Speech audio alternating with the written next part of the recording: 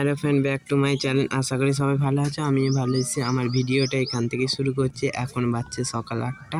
তো মা গুগলি বাজতে বসে পড়েছে। মায়ের গুগলি বাসা শেষের দিকে প্রায়। তো আমার এখন ঠাকুরকে সেবা দেওয়া হয়ে গেছে। তো দেখো বৃষ্টি ছাড়ার পর কেমন লাগছে ঘরের বাইরেটা, তো তোমাদেরকে একটু ভিডিও করে দেখাচ্ছি। আর দেখো জলে পুরো আমাদের দেয়ালগুলো ছেড়ে গেছে ঝাপটা লেগে, যেটা হচ্ছে আমাদের মাটির ঘর। দেখো আমাদের বলে নয়, সবার গাড়ি। তো দেখতেই পাচ্ছ আশেপাশের ঘরগুলো বেশিরভাগেরই সবার কার দেয়ালগুলো ছেড়ে গেছে ঝাপটাতে। আর দেখো এত হাওয়া দিয়েছে যে কি বলবো, তোমরা দেখতেই পাচ্ছ পুরো। আর আমি ওই দিয়ে একটু যাচ্ছি আমাদের মানাটার কাজটায়। তো তোমাদেরকে ফাঁকা জায়গা থেকে ভিডিও করে দেখাচ্ছি যে মানাটা কেমন লাগছে দেখতে। আর আমি যাই বিকেলবেলা ওখানে ভিডিও করতে। আর নদীর ওদিকটাও, আর দেখো এদের দেওয়ালটাও ছেড়ে গেছে। তো দেখো কত সুন্দর লাগছে বৃষ্টি ছাড়ার পর দেখতে। তো আমার এই সময়টা খুব ভালো লাগে। আর মা ডাকছিল, দেখো ভাগ্নি শাক তুলে নিয়ে এলো। আর শাকগুলো প্রচণ্ড বালি, তাই আমি বেছে নিলাম। আর দেখো ধুয়ে নিয়ে চলে এলাম।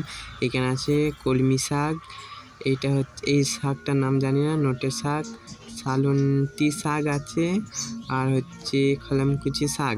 তো আমি আজকে পুরো রান্নাটা করব, তোমরা পুরো ভিডিওটা দেখতে থাকো। তো চলো আমি উনুনটা ধরিয়ে নিই। আর এখানে দেখো কলমি শাকও আছে, উনুনটা আমি ধরিয়ে নিয়েছি। তো এখন দিয়ে দিচ্ছি শাকগুলো সেদ্ধ হওয়ার জন্যে। তো হালকা আমি জল দিয়ে দিলাম। এইখানে ততক্ষণ শাকটা সেদ্ধ হোক, আর ঢাকা দিয়ে দিলাম। আমি ততক্ষণ রসুনগুলো ছাড়িয়ে নিই। আমার আরও শাকে না রসুন দিলে ভাল লাগে না। আর একটা কথা বলে রাখি, আমার শাক প্রচণ্ড ভালো লাগে। তো আমি শাক লাভার। আর আমার শাক সেদ্ধ হয়ে গেছে, এখন আমি শাকটা ঢেলে নিলাম। আর দেখো এখান থেকে আমি আমার গোপাল সোনার জন্যে একটু শাক ভেজে দেবো, যেহেতু দুপুরে ভাত খাবে। তাই আমি প্রথমে লঙ্কা দিয়ে দিলাম, তেলে লঙ্কা দিয়ে দিলাম, তো তেলটা গরম হয়ে গেছে, আর লঙ্কাটাও ভাজা হয়ে গেছে। তো আমি বেশি ভাজবো না লঙ্কাটা। আর প্রচণ্ড পরিমাণে তাপ লাগছে, আর আমি হালকা করে চিনি দিয়ে দিলাম। আর এখান থেকে গোপালের জন্য একটু শাক তুলে ভেজে দিলাম, কারণ আমিষ হয়ে যাবে সেই জন্যে। আর দেখো এখানে আমাদের জন্য পেটের শাকটা আছে, এবার আমাদের জন্য ভাজা হচ্ছে। দেখো আমি প্রথমে তেল লঙ্কা দিয়ে দিলাম, তারপর রসুনগুলো থেতো করে এনে এখন দিয়ে দিলাম। তো রসুনগুলো একটু ভাজা হোক, তারপর আমি শাকটা দিয়ে দিচ্ছি। আর এত সুন্দর একটা সেন্ট বেরিয়েছে, কি বলবো, যারা শাক লাভার তারাই বুঝতে পারে কতটা ভালো লাগে। তো আমার এখন ভাজা হয়ে এসেছে রসুন লঙ্কাটা। তো আমি এবার এখন শাকটা দিয়ে দেবো। আর প্রচণ্ড পরিমাণ তাপ লাগছে, তাই দেখো এখন কত উনুনটা জ্বলছে, আর প্রচুর তাপ লাগছে, ভালো করে এখনো হয়। আর আমার না ওই ব্যাকগ্রাউন্ডটা খুব অন্ধকার, সেই জন্য ভালো দেখা যাচ্ছে না। দেখো এখন শাকটা কচি, তো তাই ঘাঁটা হয়ে যাচ্ছে, তাই আমি বেশি ভাজবো না।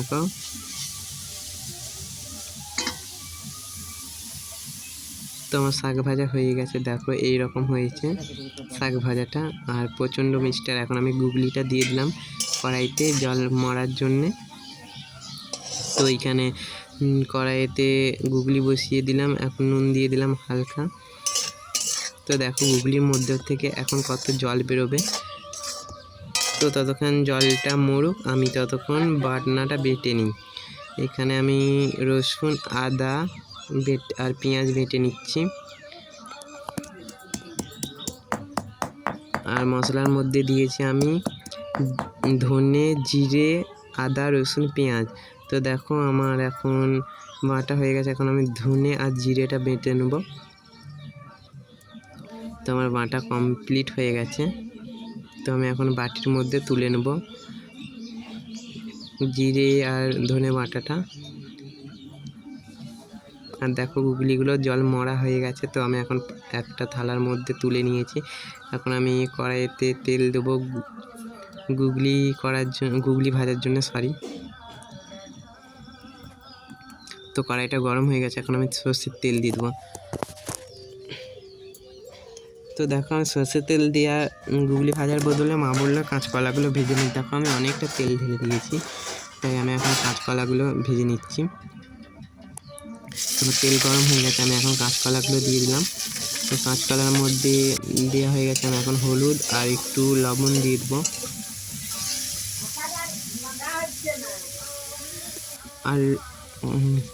আর কি বলবো বন্ধুরা, পুরো কড়াইতে কাঁচকলাগুলো লটকে লটকে যাচ্ছে। তাই আমি হালকা করে জাল দিচ্ছি এখন, দেখতেই পাচ্ছ পুরো তোমরা। তো আমি হালকা করে কাঁচকলাগুলো ভেজে নেবো, বেশি ভাজবো না এখন, না হলে একটু ঘাঁটা ঘাঁটা হয়ে যাবে বেশি ভাজতে গেলে। তাই আমি এখন হালকা করে ভেজে নিচ্ছি। তোমরা পুরো ভিডিওটা দেখবে, কেউ স্কিপ করবে না। দেখো আমার ভাজা হয়ে গেছে। এরপর আমি গুগলি ভাজার জন্য আরও তেল দিয়ে দেবো কড়াইয়ে। দেখো কাঁচকলাগুলো ভেজেছি, এখন দেখো ওই কড়াইতে আমি তেল দিয়ে দিলাম। তো এখন আমি তেল গরম হয়ে গেছে, আমি এখন গুগলি দিয়ে দিলাম। এত তাপ লাগছে না, আর এত পরিমাণে তাপ লাগছে কি বলবো, আমি পুরো ক্যামেরাটা ধরতেই পারিনি।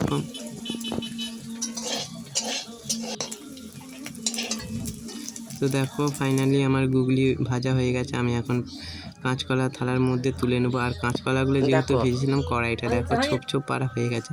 আমি ওই তেলের মধ্যে একটু তেজপাতা দিয়ে দিলাম। তোমার তেজপাতা গরম হয়ে এসেছে, ভাজা ভাজা হয়ে এসেছে। এবার আমি ওর মধ্যে দিয়ে দেবো পেঁয়াজ, দিয়ে দেবো ওর মধ্যে।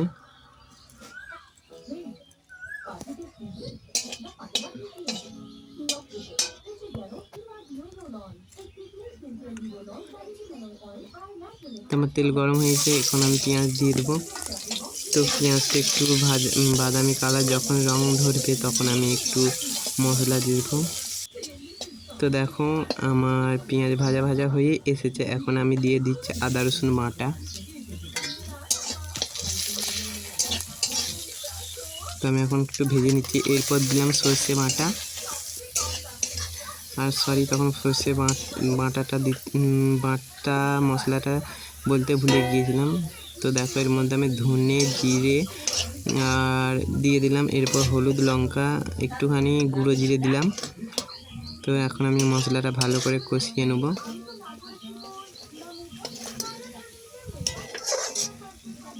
তো দেখো 10-15 মিনিটের মধ্যে আমার কষানো হয়ে গেছে, আর মশলা থেকে দেখো তেল ছাড়ছে। তো আমি এখন এর মধ্যে একটু জল দিয়ে দেবো। তো আরও 5 মিনিট কষিয়ে নেবো মশলাটা।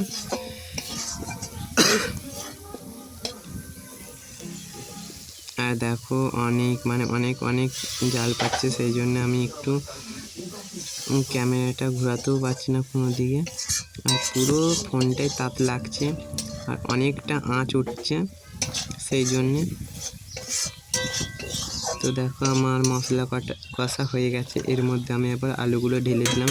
আর হ্যাঁ, আমি অন্য রকমের একটু রান্না করলাম গুগলি আলুটা। তো আমি আলুগুলো ভাজিনি, মশলার মধ্যেই কষিয়ে দিয়ে দিলাম আলুগুলো। আর দেখো এই রকম দেখতে লাগছে। খানিকক্ষণ ঢেকে দেবো পুরো। আর দেখো ফাইনালি এইরকম হয়ে গেল দেখতে, খানিকটা রঙটা পুরো বদলে এসেছে। তো আমি ঢাকা দিয়ে দিয়েছিলাম, এর মধ্যে আমি গুগলি আর কাঁচকলাগুলো দিয়ে দিলাম। তো আর থালার মধ্যে প্রচণ্ড তেল ছিল, তাই আমি তেলটা ঝরতে দিয়ে দিলাম একটু। আর এর মধ্যে একটু নুন দিয়ে দিলাম, কারণ গুগলিটায় প্রচুর নুন হয়ে গিয়েছিল আর কাঁচকলাটা, সেই জন্য আমি একটুখানি নুন দিলাম। আর দেখো আমি ঢাকা দিয়ে দিচ্ছি। এরপর তরকারিটা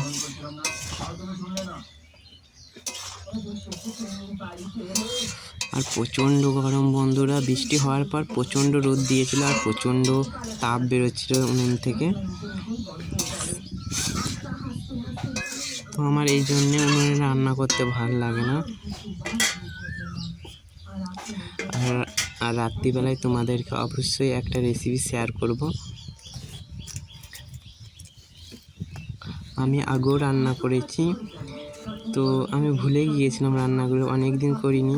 আর দেখো ফাইনালি এই রকম হয়ে গেছে দেখতে। তো আমি পুরো 15 মিনিটের মতন মশলাটা কষিয়ে নেব, তরকারিটা কষিয়ে নেব।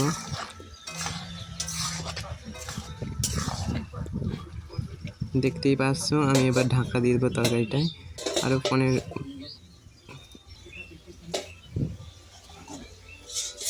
তো দেখো আমার তরকারি মানে কষানো হয়ে গেছে।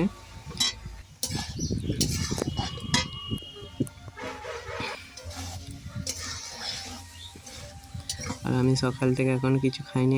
এইরকম কষা কষাতে দেখতে এর মধ্যে আমি একটু জল দিয়ে দেবো, তো সেদ্ধ হোক আলুগুলো ততক্ষণ। আর আমি একটু মানে খেয়ে নিই মুড়ি হালকা করে। তো এখন সেদ্ধ ঝোলটা ফুটে উঠলেই আমি ঢাকা দেবো, কারণ দেখবে সবাইকেই দেখেছি। আর এর উপর দিয়ে আমি কুলেখাড়া পাতাগুলো ছড়িয়ে দেবো। আমি অনেক সবাইকেই দেখেছি জল দেওয়ার পর সঙ্গে সঙ্গে ঢাকা দিয়ে দিই। এতে কি হয়, তরকারিটা সঙ্গে সঙ্গে ঢাকা দেওয়ার পর তরকারির তেলটা সব থালার মধ্যে উঠে যায়, আর তরকারির টেস্টটা আসে না অতটা তেমন। তো ঝোলটা ফুটে উঠলেই আমি ঢাকা দিয়ে দেবো, আর চারটে কটা মুড়ি খেয়ে নেবো।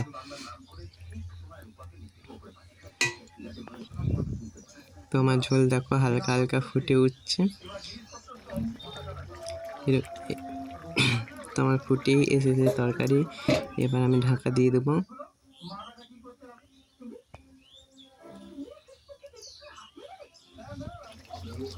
তো দেখো ঢাকা দিয়ে খোলার পর আমার তরকারি হয়ে এসেছে, এবার আমি নামিয়ে দেবো। তো দেখবো আলু কটা সেদ্ধ হয়েছে নাকি। ছোট ছোট আলু, তো ওই জন্য বোঝা যাচ্ছে না অনেকক্ষণ থেকে সেদ্ধ। তো আমার আলু ফাইনালি সেদ্ধ হয়েই এসেছে, নয় তরকারি হয়েই গেছে, সরি। তো দেখো আমি তরকারি নামিয়ে দিয়েছি, কালারটা এইরকম হয়েছে আর অসাধারণ লাগছে দেখতে, খেতেও অনেকটাই সুন্দর লাগবে। তার আগে আমি গোপালকে ভাত দিয়ে দিই। তো দেখো গোপালের মধ্যে খাবারের মধ্যে আমি তুলসী পাতা দিয়েছি সবেতেই, আর জলের মধ্যেও দিয়ে দিয়েছি। এখন আমি গোপাল সোনাকে সেবা দিয়ে দিই। তো দেখা গোপাল সোনাকে আমি বার করিনি বৃষ্টি হওয়ার জন্যে, তো ও অনেক বোরিং হয়ে গেছে ওখানে থেকে থেকে। তো আমি ওর হাত মুখগুলো আগে ধুইয়ে দিই, যেহেতু খাবার খাবে। সবাইকেই খাওয়ানোর আগে হাত মুখ ধুইয়ে দেওয়া উচিত, তাই আমি আমার সোনাকে হাত মুখ ধুইয়ে দিলাম আর ভাত খাইয়ে দিচ্ছি। আমি প্রথম ভাত 2 কাপ ভাত ওকে খাইয়ে দিই, তারপর ও নিজে নিজে একাই খেয়ে নিই আর বলে আসি আমার খাবার তুমি গ্রহণ করো, না বললে গোপালের সোনা খাই না। তোকে বলে আসতেই হবে। আর খাওয়ানোর সময় অবশ্যই ঘন্টা বাজাবে। সবাই ভালো থাকবে, সুস্থ থাকবে। আমার ভিডিওটা এখানেই শেষ করছি।